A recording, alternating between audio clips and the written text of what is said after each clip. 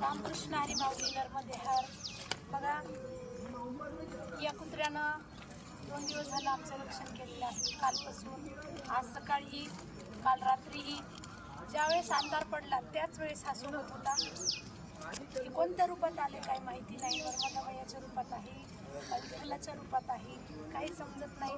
परंतु यांनी आमचं रक्षण केलं. अनेक वेळा सोबतच राहिला.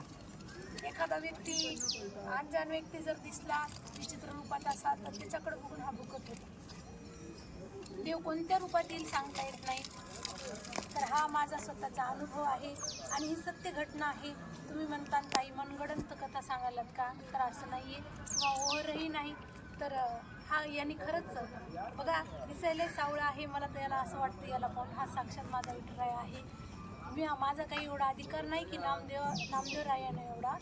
नामदेवराय तर संत होते, मी तर सामान्य आहे. परंतु देव ज्याचा भाव पक्का असतो त्याच्यासाठी देव धावून येतो. मग तो सामान्य व्यक्ती असो किंवा संत असो किंवा साधू असो. सगळ्यांना एकदा रामकृष्ण हरी नर्मदे हर.